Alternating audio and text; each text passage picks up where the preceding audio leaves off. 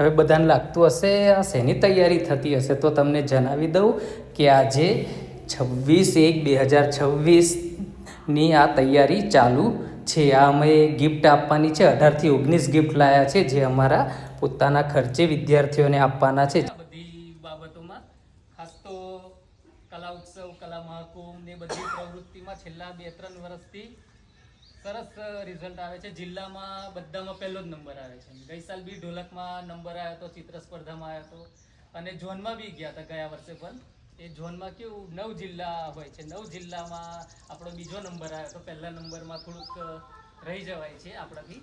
અને આ વખતે પણ એવું હતું, જિલ્લામાં બી પ્રથમ નંબર આવ્યા 2 ઇવેન્ટમાં, કલા ઉત્સવમાં, કલા મહાકુંભમાં, બધામાં. અને રિઝલ્ટ બી ખૂબ સરસ આવે છે આપણી સ્કૂલનું. ગઈ વખતે 85% રિઝલ્ટ આવ્યું હતું આપણી સ્કૂલનું. એટલે થોડાક જ છોકરા, ખાલી 3-4 છોકરા જ ફેલ થયેલે. પણ કેવું, એ તો પેલા જે આવતા ના હોય ખાલી નામ ચાલુ રાખવું પડે ને, એવા જ હતા. એટલે રિઝલ્ટ ને બધી બાબતે સારું જ થાય છે. પણ થોડુંક આપણે આ સુવિધાઓનો થોડો અભાવ છે ને, એના લીધે થોડી સંખ્યામાં ને એમાં હવે ધીરે ધીરે થોડા વર્ષોથી સંખ્યા ડાઉન થતી રહે છે. આજે 26/1/2026 આપણે પ્રજાસત્તાક દિવસની ઉજવણી કરવા માટે અહીંયા આપણે બધા ભેગા થયા છે. તો આપ સર્વે ગ્રામજનો, સરપંચશ્રીઓ અને મારા વડીલશ્રીઓનું સ્વાગત કરીએ છીએ આ પ્રસંગે. તો હવે આપણે થોડું આપણી સ્કૂલ શ્રી સ્વામી વિવેકાનંદ હાઈસ્કૂલ કરાવી, જે ઉત્તરોત્તર પ્રગતિ ખૂબ જ કરે છે. દરેકે દરેક ઇવેન્ટમાં, કલા ઉત્સવ હોય, કલા મહાકુંભ હોય, દરેકમાં આવું પ્રગતિ કરે છે. અને પરિણામમાં તો SSC બોર્ડનું પરિણામ આપણે 85% આવે જ છે. છેલ્લા કેટલા વર્ષથી 80%થી નીચે પરિણામ આવ્યું જ નથી. એટલે અમે સ્ટાફ 2 જ જણનો સ્ટાફ છે, પણ ખૂબ જ અમે પોતાના બાળકો હોય એ પ્રમાણે અમે વિદ્યાર્થીઓને સરસ પ્રકારની મહેનત કરાવીએ છીએ. અને એમનું રિઝલ્ટ સારું આવે એ પ્રમાણે અમે એમને સરસ તૈયારી કરાવીએ છીએ. અને અવારનવાર વર્ષમાં અમારી સંખ્યા જળવાઈ રહે એ માટે અમે જ્યારે નવું ધોરણ ચાલુ થાય, 8મામાંથી 9મામાં બાળકો આવે તો એમનું વેલકમ પાર્ટી કરાવીએ છીએ. તો તે વખતે એમને સરસ મજાનું ભોજન કરાવડાવીએ છીએ. પછી એ પતી જાય પછી વિવિધ ઉત્સવો, જેટલા બી ઉત્સવો આવે છે, તો શરૂઆતમાં જ આપણે સ્કૂલ ચાલુ થાય તો એમને પહેલાં ખીચડી કે કઢી કે ગમે તે મસ્ત ભોજન કરાવડાવીએ છીએ. પછી રક્ષાબંધન આવે તો રક્ષાબંધનની સરસ મજાની ઉજવણી કરાવવામાં આવે છે. ગણપતિ દાદા આવે છે તો ગણપતિ દાદા જ્યાં આપણે અહીંયા નજીકમાં થાય છે ત્યાં એમને ગણપતિ દાદા વિશેની માહિતગાર કરાવવામાં આવે છે, એની આરતી કરાવવામાં આવે છે. અને આરતીને એવું તો રોજ સવારમાં આપણે ઢોલક અને હાર્મોનિયમની સાથે આપણે પ્રાર્થના સભા સરસ મજાની યોજાય છે. દર શનિવારે અમારે ત્યાં હનુમાન ચાલીસા બોલાવવામાં આવે છે.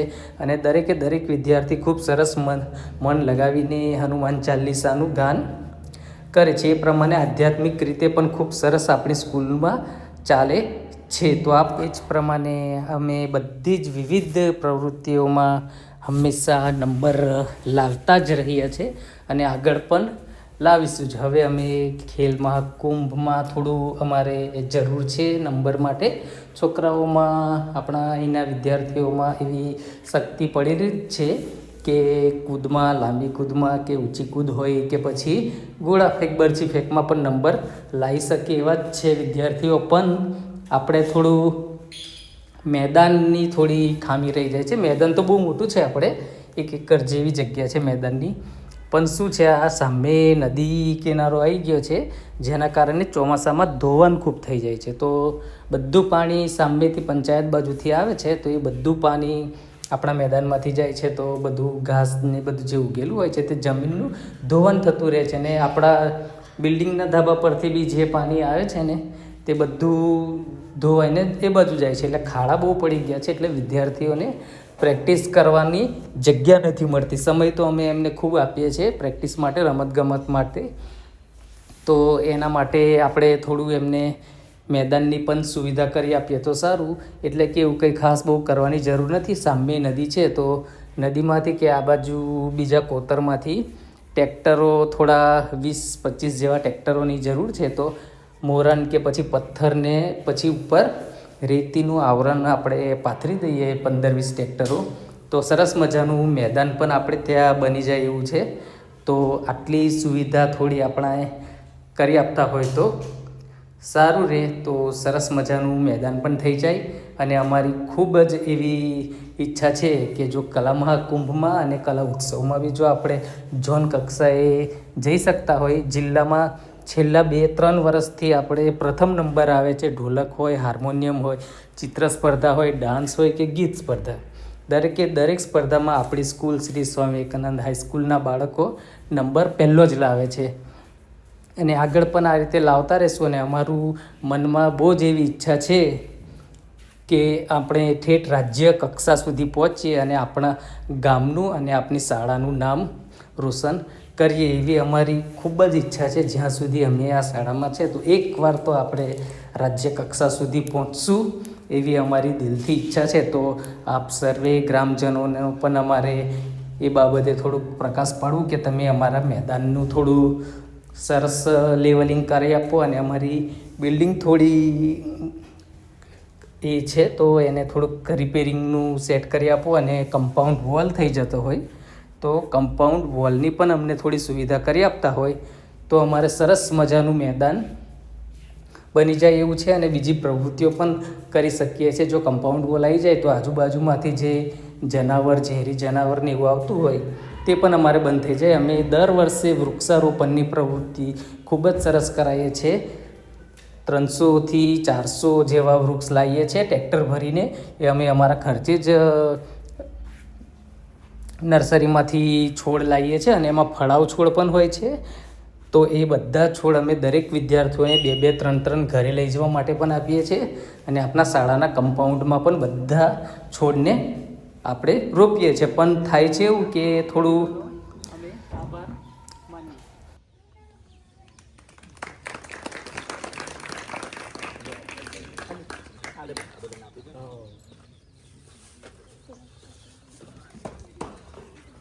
પ્રસાદ લઈ આવો લખી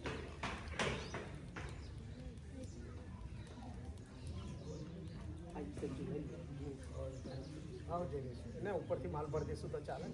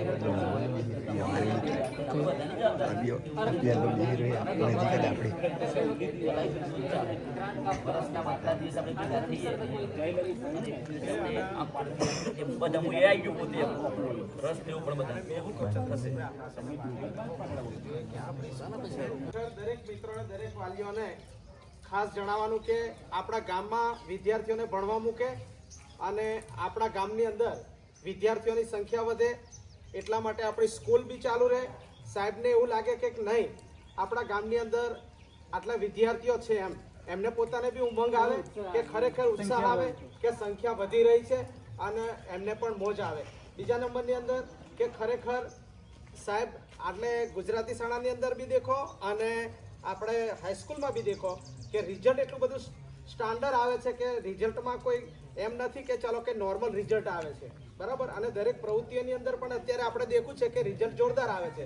તો આપણે વાલીઓને ખાસ જણાવવાનું કે આપણી સ્કૂલની અંદર આ છોકરાઓને ભણવા મૂકે અને સારી એવી પ્રવૃત્તિ સાહેબ કરાવે એ બદલ આપણે થોડોક સહયોગ આપો. અને વાલીઓને તો ખાસ જ કહેવાનું કે અહીંયા જ ભણવા મૂકીએ. કારણ કે કોઈ ચલામલી મૂકી દે, કોઈ છત્રાલી મૂકી દે, કોઈ કલારાણી મૂકી દે, કઈથી ના કઈ છોકરા જાય છે ભણવા માટે, પણ એ વાલીઓને પોતાને ખબર નથી કે ખરેખર મારું છોકરું કે મારો વિદ્યાર્થી ત્યાં લગી પહોંચ્યો છે કે નથી. એ પણ આપણને ખબર નથી. બરોબર, તો અહીંયા શું છે કે અહીંયા તમે ભણવા મૂકશો ને તો ગામની અંદર એક આપણી સ્કૂલ ચાલશે અને સાહેબને એવું લાગશે કે ખરેખર મારા એમ કે મારી સ્કૂલ તો કે મારા છોકરાઓ કે મારા વિદ્યાર્થીઓ અહીંયા મોટી સંખ્યામાં ઉપસ્થિત છે, ભણે ગણે અને જોરદાર એવી એમ કે પોતાની કારકિર્દી વધારે એવી સાહેબને પણ થોડીક એમ કે ઉલ્લાસ અને જિજ્ઞાસા જાગશે. એટલું જ મારે કહેવું છે. મારી વાણીને વિરામ આપું છું. કારણ કે આપણે રાજ્ય સુધી પહોંચવામાં એક જ ડગલું પાછળ રહી જઈએ છીએ. છેલ્લા 2 વર્ષથી ઝોનમાં નંબર આવે છે પણ રાજ્યમાં પહોંચાતું નહીં. એમ તો આ કેવું, થોડી સંખ્યા હોય તો આપણે રાજ્ય સુધી બી આપણા બાળક જઈ જ શકે છે. એમ પણ કેવું થોડું ભારત બેન એમ પણ અરે અહીંયા છત્રાલી જાય તો છોકરા હા, ઘણી છત્રાલી જગ્યાએ જાય છે બધા. બારોબાર જ ફરે હા, સાયકલો લઈને. અને હાલ તો વાલીઓ સ્કૂટરો આલ દીધું સ્કૂટર આપી દે છે એટલે એટલે પછી છત્રાલીના બદલે બોડેલી હોય જતા રહે. ચલો વિતરણ કરીએ. ધોરણ 9માં ગઈ વખતે 3જો નંબર આવ્યો હતો અવનીશભાઈ, 78.23% હતા. આવ્યો છે અવનીશ? આવી જાય એક જણ બધાનો આવશે. આવી જાય એક જણ આપી.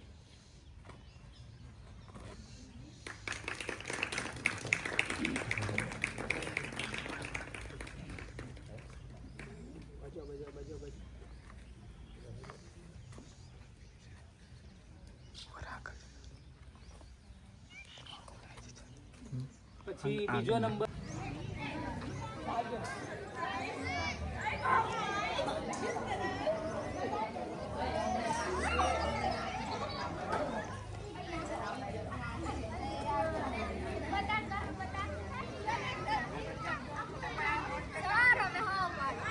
તારો ફોટો પાડ લઉં ને? ઇનામ હાલ તો ફોટો પડાઈ લઉં. ચલ આવી જા.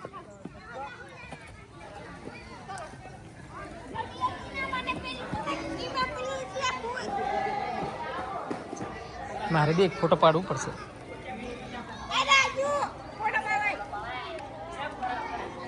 તમારો ફોટો પડાવવા વળી.